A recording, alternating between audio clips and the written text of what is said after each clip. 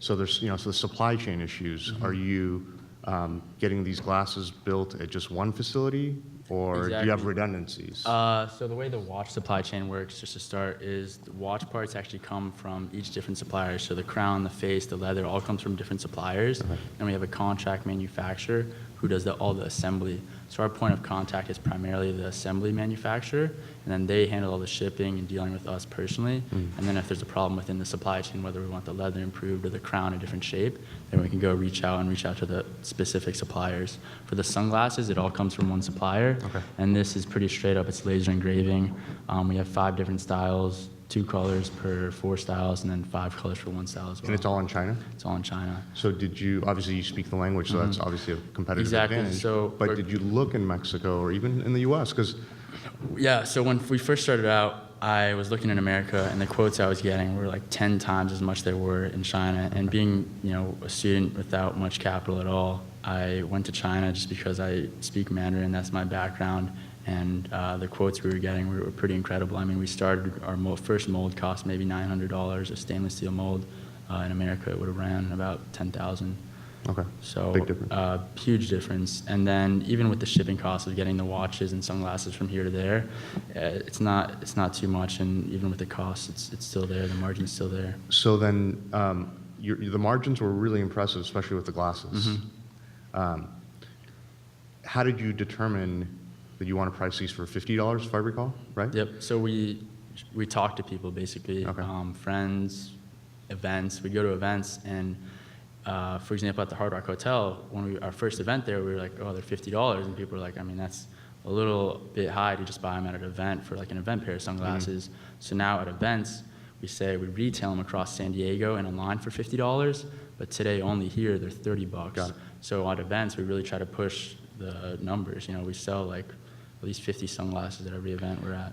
And then I assume the more you buy from the producer, the margins improve. So how many are you buying right now? Are you buying lots of 10,000? So the sunglasses so far, we've produced about 1,500. The watches, we've only produced 600, and the reason being is we want to dial in this buckle. I'm more passionate, and my vision is growing the brand, but the buckle also adds a lot of value, especially if it's a licensing play. For me, my passion is in the brand, empowering people to do more with their lives. But at the same time, when we listen to our customers, they say the buckle is a little bulky. I mean, if you're typing with it, it sometimes gets in the way. So that's why one of the steps we took is we actually hired a contract manufacturer, an American that's based in Guangzhou, speaks Mandarin fluently just like me. When I was in Hong Kong, Shenzhen, and Guangzhou last summer, met with him personally, and this guy's been doing accessory manufacturing there for 20 years. So we spent a little more to really ensure that this mold is going to be spot on, but I think it will pay off in the long run. So then, what's your use of funds right now for the money you want to raise? Is it you want to focus on? I mean, are you seeing these selling better, or the gold watch? So the gold watch, it doesn't have our special buckle on it, and it's really just a way to grow the brand. I mean, people want different Yes Man products, and it's a way to grow the brand. I mean, one of our favorite design concepts is we put our logo at the 5 o'clock mark, because when I was starting it, I was working a 9-to-5 job, and I wanted something to remind me, it's my time, let's do something with it. And then just going back to the margins as they scale, I know the manufacturer who makes movement watches and even Nixon watches, and their price point is down around $15 to $17. So if we're producing like 5,000 watches of each style, we can get it there. We can get our prices down drastically. Well, so Nixon watches, as you probably know, is a USD alum. And their whole premise was, they're for snowboarders, surfers. They beat the hell out of it. They're extreme sports, but they wanted a nice watch. So what's your line of differentiating it other than saying be a yes man? Yeah, it's towards the millennials. I mean, we have high schoolers, college students get out of class and saying, yes man, let's go surf, let's go do this, let's chase our dreams. We're selling a lifestyle, we aren't necessarily targeting just surfers, we're targeting people that want to do more with their lives, whether that be start their own photography company, videography, their own business. I mean, but to make this sustainable, I mean, it's kind of like a nightclub, right? With the Stingery example, right? It's like a club is hot on a Wednesday or Thursday night until all of a sudden it's not because there's the newest, greatest, best, right? So I'm trying to understand, like with the Nixon watches, it's high quality, it's rugged, it's sexy. Yeah, definitely. With this, I mean, what's their, there's going to be someone else that comes out with. So to talk about the quality, our new watches, these are medical grade stainless steel. They're 300 feet waterproof. Okay. They aren't going to break. They're super durable. And then going back, I guess our exit strategy, did some research and looked at 3 different companies that have had acquisitions in the past. Nixon, 2006, 55 million. DC Shoes, 2004, 87 million. And Neff, a great story. Sean Neff started out of BYU as a junior in college. 10 years later, they just got evaluated by Forbes for $200 million. So he started selling hats out of the back of his truck. I'm selling watches to everyone I know.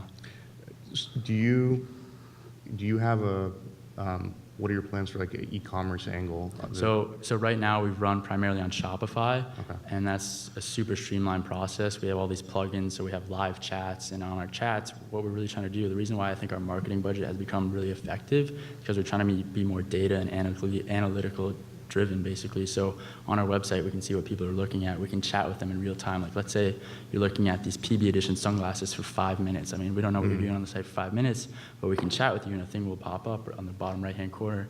It's this service called Zopin. I actually wrote down the stuff that we use right now, and it's a live customer support chat where we can have a live conversation with our customers in real time on our website.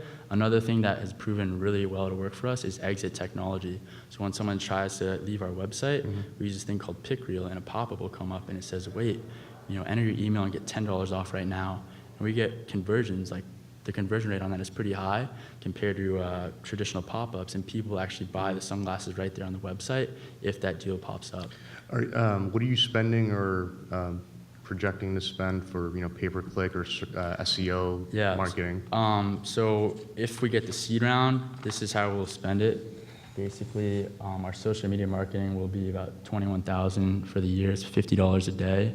And that's Instagram and That's Facebook, Instagram. So the way the Facebook works is we run ads, test them, see which one works better. We obviously use the one that has the lowest CPC, and our lowest one has been 9 cents. Okay. Pretty incredible. We just use some really detailed oriented photos that show the wash in a cool way and just have a cool slogan up there and target them correctly. So 2 kind of separate things, but I want to make sure I don't forget, so address them in whichever order you want. One, have you thought about trying to get some celebrity endorsements or people that, whether it's a surfer or musician or whatever?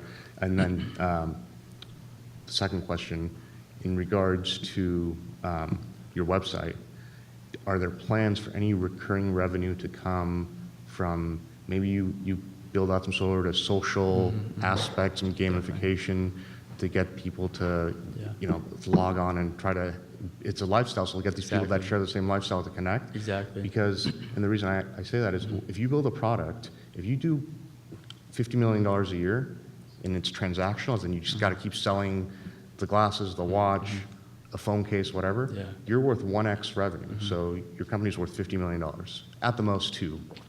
Because if you got some intangible. Definitely. But if you have a recurring revenue model from software, then you're worth anywhere from a 6x to 20x multiple on your revenue. So a company doing 5 million would be worth 50, just like the company selling glasses at 50 would be. Exactly. The same. Exactly. So we're trying to develop an online community of kind of yes men around the world, people that are go-getters, that are people that are chasing their dreams, and be able to connect them. That's obviously down the road when we sell more products. But right now, the steps we're taking is creating a blog, creating compelling content, having people share it, and really be passionate about the brand. And I think that's a step in the right direction to creating a community of yes men around the world. So who's doing that? Do you have a community manager? Are there interns? Exactly. So we have a few interns. We have our team right now consists of about 3 interns, mostly focused on marketing, social media, and then 2 sales reps. And all in San Diego? Primarily, all in San Diego. Have you seen in your sales any geographic concentration where is it in DC or is it in? It's primarily American-based and across the country. We do have a lot of sales in California, but it's also international, and that's through Instagram primarily. I mean, if we get posted on a big watch Instagram account that has 150,000 followers, we can get some sales right away, and then we also get the exposure in actual social media following. So in the long run, if we post a deal on our Instagram, then they become customers pretty fast. So we've shipped from all over Europe, I mean everywhere pretty much. But the North America, the U.S. specifically, is the concentration, and California. Okay. Definitely. any plans for, I mean, are you going to try to expand through the colleges? Let's have some sort of college. Yeah, so representatives? we did a little thing with like a campus rep program, and it worked. I mean, we got a few sales, and the way we set it up is we can set up a specific promo code for each rep. So, let's say you're at the University of South Carolina, your code can be USC 20, and the person that uses the code gets $20 off their order, and the rep gets $10 for each sale, and it works. But at the same time, it takes a lot of time to motivate, incentivize, and manage Cultivate these that. reps. So right now we focus primarily on just ensuring that the ads we're running online are really dialed in, and we haven't really taken that approach towards expanding our campus rep program, but we do get hit up by people that want to be our reps, and people that are motivated by our brand that really just want to be a part of it. So I like the name. I think you've done a great job in the span of time while you're in school, and you're right, it's a lifestyle and a brand that you're selling. So I think that's actually where the biggest value is. It's not the watch or the glass or belt buckle or whatever else you do. It's that brand. Exactly. So if I was to invest in something, a product, because like I said, I'm typically not someone who's going to put it in a product, but if I was to, I would want to know if there's, how do you scale to other things, and have you thought about licensing the name so that you don't have to spend all the money and all the time in the supply chain and the headaches that come from manufacturing? You just license it, and someone else. Very true. One of the approaches to that we've been thinking about is we were at Magic, one of the biggest retail trade shows in the industry, and we were just there networking, and there were some brands I've never heard of, but they're partnering up with Jansport or big name brands, and they're getting their own name out through that licensing deal. So that's an approach that we definitely want to take down the road. That takes a lot of time building those relationships, but it's definitely something that we're looking to create. And then with the lifestyle, it's really, for us, it's about getting people motivated. What gets me out of the bed, gets me up every morning is basically, getting these emails from kids and other entrepreneurs saying, like, I want to be a yes man, I want to chase my dream, I want to start this, start that, and I'm always open to talking to these people. Let's call that a stopping point. We're 10-minute meetings. Nathan, you need to find your next Cool. investor. Awesome. Naveed, your next team will be in a few minutes. Great. Thank you.